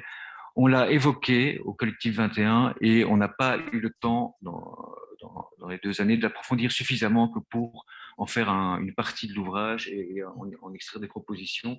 Mais là, il y a là effectivement quelque chose vraiment à développer. Et donc, l'associatif, l'économie sociale et solidaire comme laboratoire et plus d'une forme de réponse aux besoins économiques qui ne soit pas l'économie de marché, qui pourrait petit à petit peut-être lui faire concurrence.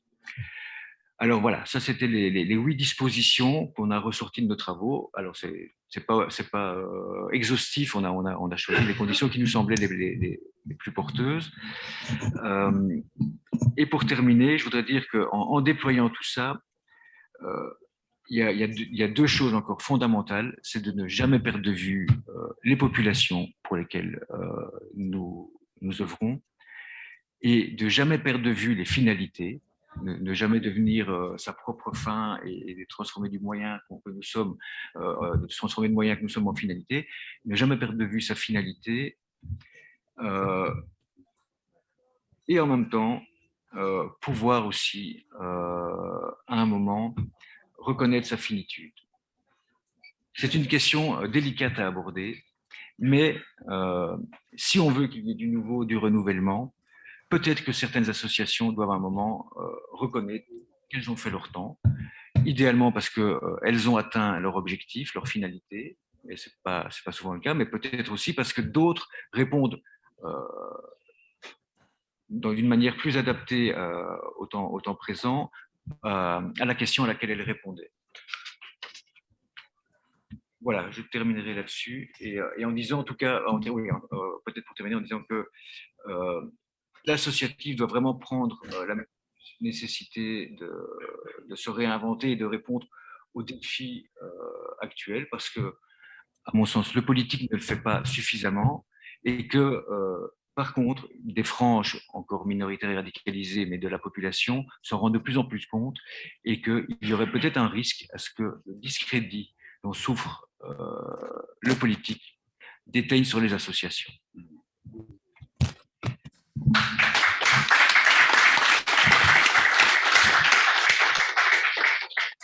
Merci beaucoup Mathieu pour toutes ces pistes qui sont donc à retrouver dans cet ouvrage très très riche.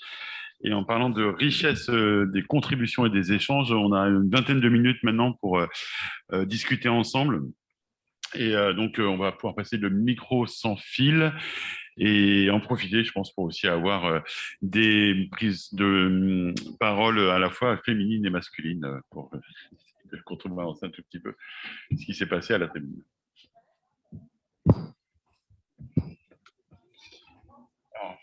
Alors, une voix féminine. Voilà. Bonjour. Oui, moi je voudrais intervenir sur la contribution de Monsieur Laville. Je pense qu'il faut peut-être, peut-être en un quart d'heure, c'est difficile de développer, mais dire que il faudrait dire que les associations qui sont créées au XIXe siècle, c'est aussi parce que il y a eu la loi Le Chapelier pendant la Révolution française qui interdisait toute association, tout syndicat, et qui en fait, faisait en sorte que pendant très longtemps, les associations étaient clandestines. Et donc, elles ont développé forcément dans cette clandestinité des moyens et puis des actions. Alors, c'est vrai qu'en 1948, ça a été un moyen, effectivement, un moment important qui n'a pas duré longtemps d'ailleurs, au moment de la Seconde République.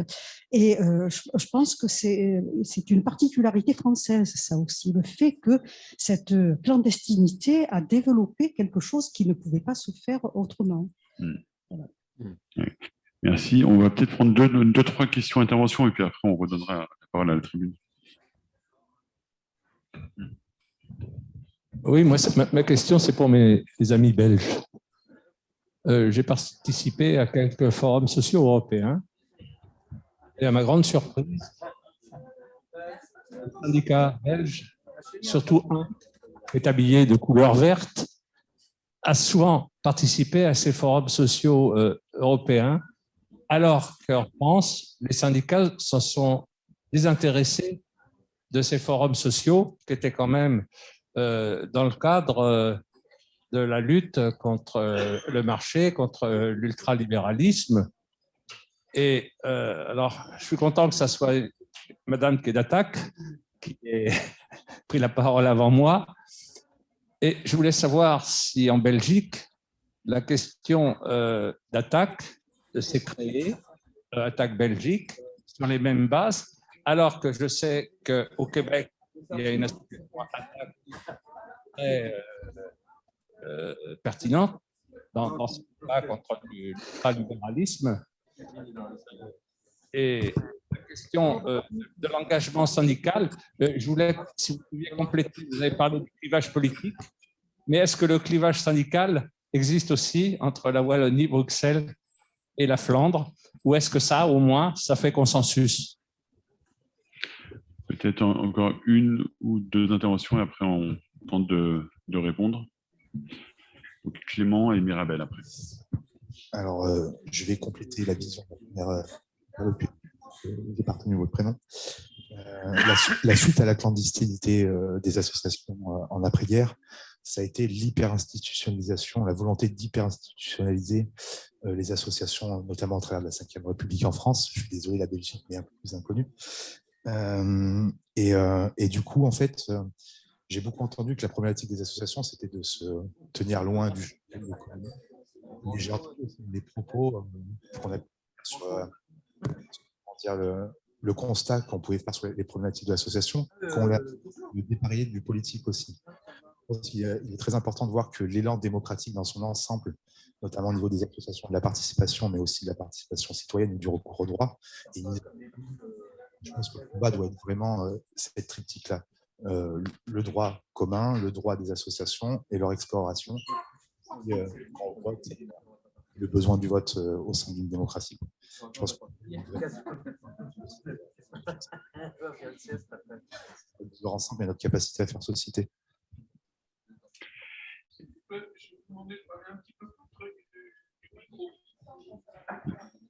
Et donc, une dernière question ou remarque de Mirabel. D'ailleurs, peut-être on peut à chaque fois se représenter rapidement pour bien situer, notamment pour les intervenants.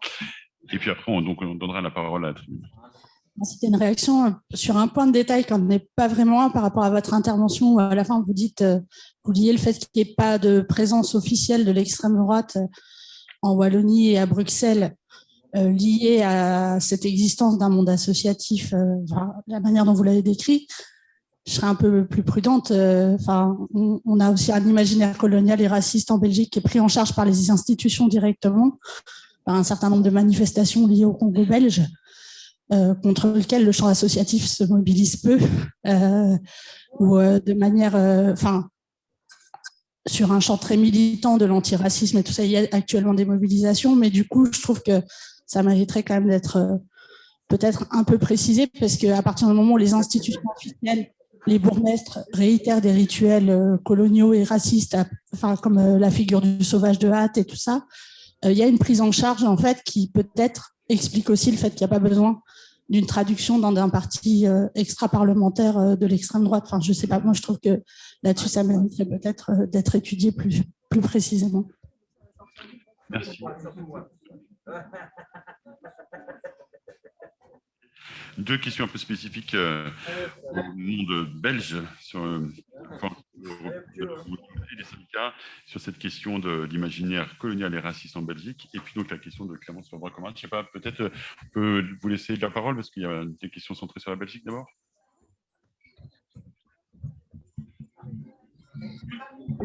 Ouais, je commence par la dernière, tu es vachement bien informé parce que le sauvage de hâte, peu de gens savent ça.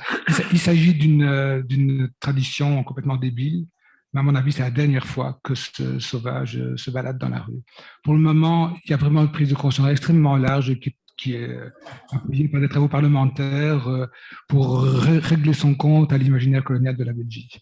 Il y a 2-3 jours de ça, une importante commune bruxelloise vient de démonter le buste d'un colonel qui s'était fait remarquer dans la répression contre les Congolais, propriété personnelle du roi.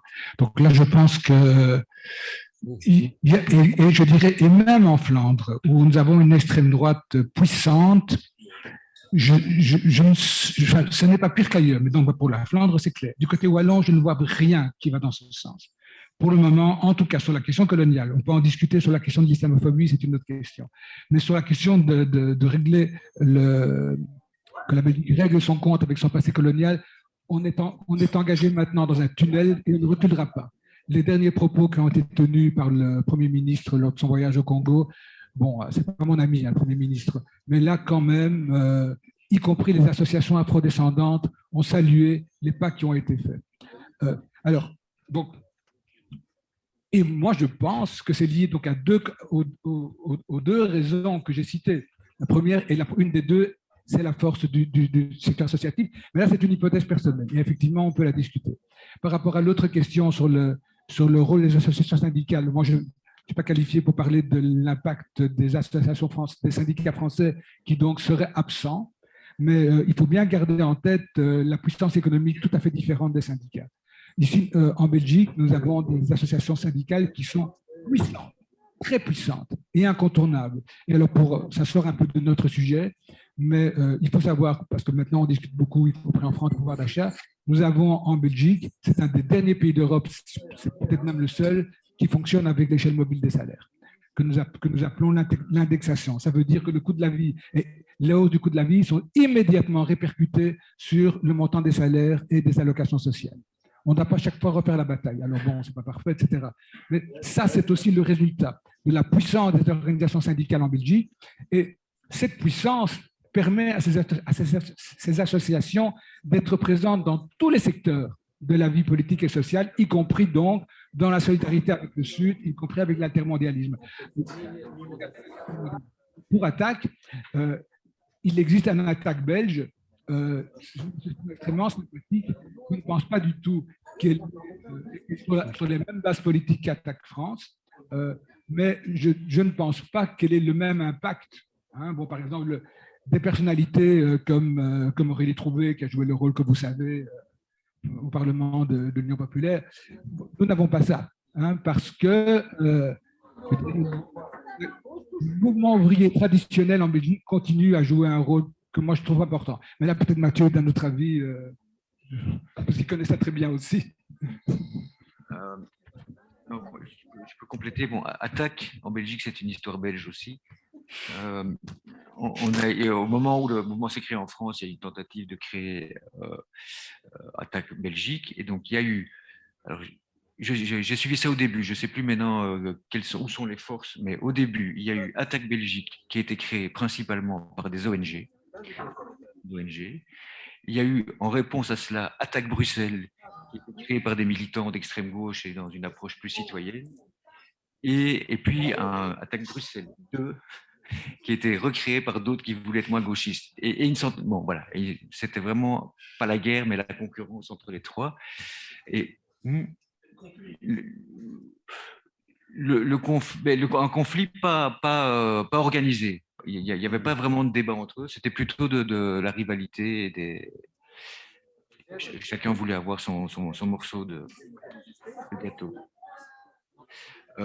Oui, compléter sur le fait que les syndicats belges soient impliqués dans les forums sociaux, mais c'est aussi parce que les syndicats, vu tout ce qu'a expliqué Henri, sont très proches de toutes les dynamiques associatives et des mouvements sociaux plus larges. Il y a vraiment beaucoup de convergence entre les syndicats, beaucoup de soutien entre les syndicats et les mouvements sociaux. Notamment parce que même les collectifs les plus radicaux, etc., se tournent vers les syndicats pour avoir des moyens, puisque les syndicats ont beaucoup de moyens et que ça leur permet à eux de toucher d'autres militants et de se faire entendre sur d'autres sujets. Alors, Henri, je crois que tu sais ça mieux que moi, mais il y avait aussi une question sur le clivage nord-sud. Alors, les syndicats sont encore fédéraux, mais c'est quand même toujours, c'est pas évident de trouver des compromis entre la partie flamande et francophone de chacun des deux syndicats. Et donc, voilà, les positions sont parfois un peu tièdes parce qu'il y a une recherche de compromis qui n'est pas évidente. Mais les nuances, c'est plus entre nord et sud qu'entre syndicats. Hein. Oui. En général, les centrales et les régionales des deux syndicats les plus importants, il y en a un troisième libéral, mais passons là-dessus. Mais donc la CSC, la Confédération des syndicats chrétiens et la Fédération générale des travailleurs de Belgique, donc les verts et les rouges, sont en général plus radicaux dans le sud que dans le nord. Alors, une partie est idéologique, liée aux traditions idéologiques de ces deux régions, mais l'autre, c'est aussi les marges ne sont pas les mêmes. Hein, et c'est vrai que les militants syndicaux, mais c'est vrai aussi pour le mouvement associatif, peut-être encore plus pour le mouvement associatif, qui est maintenant confronté à un pouvoir en Flandre nettement de droite, qui a pour objectif de détruire la société civile organisée en Flandre, c'est autre chose, et qui la prive de ses moyens. Ça oblige à avoir des stratégies beaucoup plus défensives que je m'interdirais de juger, vu que du côté francophone, on a encore un interlocuteur politique dans lequel on compte quand même pas mal d'amis, ce qui est quand même assez exceptionnel comme situation. On va donner la parole à Jean-Louis qui a droit, en tout cas, dans les choses qui existent et qui survivent en Belgique. L'échelle mobile des salaires, c'est quand même quelque chose qu'on a perdu, je crois, en 83 en France et qui est absolument déterminant, notamment sur la dimension économique. Mais Jean-Louis, je te laisse réagir. Ouais, je te remercie parce que je dois interrompre la communication, malheureusement. C'est fort dommage parce que je crois que j'aurais bien voulu réagir par rapport à ce qu'ont dit Henri et Bruno. Ce qui me semble, c'est qu'il y a aussi une très grande convergence entre la conclusion qu'on avait fait du livre collectif « Quel monde associatif demain ?» et les 8 pistes que vient d'identifier Mathieu. Et je crois qu'on a intérêt à croiser encore plus les réflexions respectives, parce que je pense qu'il y a vraiment du chemin à faire ensemble sur finalement comment est-ce que le monde associatif, dans sa diversité, peut aujourd'hui réagir par rapport à ce contexte défavorable et comment le convertir en opportunité. Donc je crois qu'il y a vraiment des pistes communes qui se dessinent et ça appelle à continuer le dialogue qui vient de s'amorcer, en mettant l'accent, je crois, sur effectivement où sont les convergences. De ce point de vue-là, pour répondre à la question qui a été posée, je pense que ce qui s'est passé dans la première moitié du 19e siècle en France n'est pas du tout une spécificité française, hein, même s'il y a évidemment des originalités. Mais on a entamé un travail, d'ailleurs auquel pourraient tout à fait s'associer nos amis belges. On a entamé un travail il y a 4-5 ans maintenant avec l'Italie, le Portugal, l'Espagne et le Brésil pour revisiter l'histoire de l'association dans chacun de ces pays. Et malgré les différences, ce que l'on constate, c'est qu'il y a eu une invalidation commune de l'association, à la fois par l'idéologie libérale et par le type de marxisme qui s'est imposé après la Seconde Internationale et avec la Seconde Internationale. Et je crois que ce travail, finalement, de comment est-ce qu'on peut retrouver, réhabiliter les réalités qui étaient celles de l'association pour justement mieux répondre aux défis qui sont ceux d'aujourd'hui, je crois que ça parle dans différents contextes, chacun avec ses différences, hein, mais je crois que le message commun, c'est quand même qu'il y a une histoire qui a été occultée partout, hein, et que cette histoire qui a été occultée, elle nous permet pas de véritablement aujourd'hui légitimer les émergences et que là, il y a un problème fondamental. Alors, j'ai le sentiment d'avoir été très caricatural et météorique dans la présentation de ce matin. Hein. J'essaie de détailler ça dans l'ouvrage « Réinventer l'association ». Et pour reprendre aussi ce que disait Mathieu, si l'association, c'est l'idée d'agir non pas pour des publics, mais avec des publics, là aussi, je pense que ça appelle un travail méthodologique et épistémologique qui est très important, hein, et qui est à relier aussi avec peut-être l'émergence d'un nouveau type de science, parce que je crois que la science classique s'est conçue sur l'élitisme et donc a invalidé tout ce qui était les savoirs d'action au profit de savoirs plus académiques. Mais je pense que cette thématique de croisement des savoirs, elle est vraiment importante aussi à saisir, comme l'indiquait Mathieu, mais elle est difficile, elle est ardue, hein. Et là aussi, on a essayé d'y consacrer une petite réflexion dans l'ouvrage qui vient de sortir sur pour un travail social indiscipliné, hein.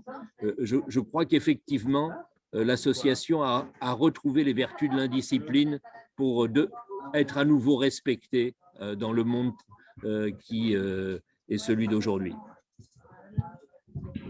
Merci Jean-Louis. Et effectivement, en plus, cette thématique sur les croisements entre différents types de savoirs et le travail commun entre associations et monde de la recherche, en partie, mais c'est ardu, exploré jeudi matin. J'ai bien peur qu'on n'ait plus le temps pour une prise de parole de la salle. Bruno, tu voulais peut-être mettre, on va te donner le mot de la fin du coup. Je vais un peu réagir à l'exposé à la conclusion de Thomas et un peu sur le même ton que Jean-Louis, en disant que j'avais retrouvé beaucoup de ce qu'on avait produit dans les propositions à la fin, avec peut-être la dimension qui manque, justement ce rapport à l'économie qui, moi, me semble essentiel. Par rapport au point que tu soulevais, j'ai quelques points qui me paraissent complémentaires ou intéressants à noter. Le premier, ça pose la question du rapport qu'ont les associations à leur indépendance.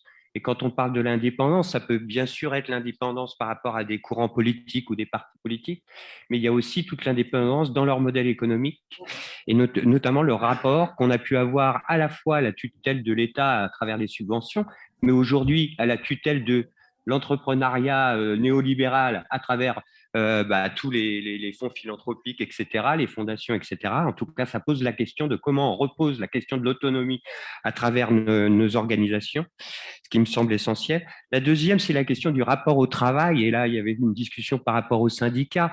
Nous, par exemple, au sein du MES, on a un de nos membres, c'est l'UFISC, l'Union fédérale des intervenants culture, je ne sais plus quoi, qui mélange à la fois des fédérations et des syndicats. Et on voit bien aujourd'hui les débats en interne qu'il peut y avoir entre la défense du paritarisme et comment on défend la place des salariés dans l'entreprise, dans l'organisation, et en même temps toutes des fédérations qui sont confrontées à un rapport au travail qui a totalement évolué, avec des nouvelles formes d'emploi qui se multiplient par 10, des formes de rapport à l'organisation où on est dans des logiques d'économie contributive. Donc, on est en train d'exploser tout le monde un peu structuré autour du salariat et du rapport à l'entreprise classique où on était soit patron, soit salarié, à des nouvelles formes d'organisation du travail où se pose la question de est-ce qu'on veut de l'emploi ou de l'activité, par exemple, autour des revenus minimums d'activité, du revenu minimum qui permet l'activité et pas l'emploi, pas forcément. Donc, il y a toute une réflexion à avoir sur la question du travail. Le troisième point, c'était plutôt autour de la question de faire système. On a parlé d'intercoopération entre associations, de rapport avec d'autres parties prenantes. Moi, je pense que faire système aujourd'hui, on ne peut pas le déconnecter de faire système aussi économique. On a aujourd'hui la possibilité de penser l'économie autrement et notamment de développer de nouvelles formes d'économie complètement alternatives au marché. Je pense à l'apparition des monnaies locales qui peuvent tout à fait être un outil au service de ça. En tout cas, il y a des choses à penser et je pense que sur cette question de faire système, on s'est battu en France, nous, en tant qu'économie solidaire, contre la définition de l'économie sociale et solidaire uniquement par les statuts juridiques, en disant enfermer les structures dans leur statut juridique, c'est tuer le projet et les finalités qu'elles avaient au départ. Finalement, on s'en fout que l'organisation elle soit associative, que ce soit une société coopérative. Ce qui est important, c'est qu'elles mettent en acte des moyens pour répondre à un besoin initial en faisant en sorte que ce soit le plus démocratique possible. Et finalement, il y a plusieurs statuts qui peuvent permettre ça. Donc voilà, il y a une réflexion à avoir là-dessus. Je pense que je ne minorerai pas, moi, la question de la gouvernance collective et toutes les démarches qui peuvent être faites autour de ça. C'est extrêmement important si on veut transformer les conflits qui sont plutôt mortifères aujourd'hui en conflits qui soient plutôt des accords féconds qui nous amènent de la création. Alors, ça veut dire qu'on doit travailler cette question de l'articulation entre je, moi, je, individu, organisation ou personne singulière, hein, mais quand je représente une identité et mon rapport aux autres, et que si on ne le fait pas, si on pense que le nous collectivement en ne faisant abstraction du jeu, eh ben, on n'y arrivera pas. Ça ne peut marcher que de cette articulation, c'est-à-dire qu'on a besoin d'apprendre à être bienveillant, à donner une parole pour tous, à se casser les pieds avec des méthodes qui peuvent paraître parfois un peu bobos, pour permettre justement une élaboration du collectif qui soit plus forte. Donc ça, nous, là-dessus, on bosse vraiment là-dessus, comme un axe très important, à la fois dans des organisations, mais aussi dans l'intercoopération entre des organisations. Et ça fait d'ailleurs un peu le lien avec la question des diversités des méthodes, etc. Je pense qu'aujourd'hui, il faut qu'on sorte des logiques de concurrence entre organisations pour rentrer dans des logiques de coopération. Et la coopération, ça passe par forcément trouver des complémentarités, trouver des espaces de liberté qui laissent innover d'un côté, voilà, et que ces enjeux de mutualisation, coopération, expérimentation, on doit les travailler aussi dans ces logiques de diversité. Voilà, c'était un petit peu…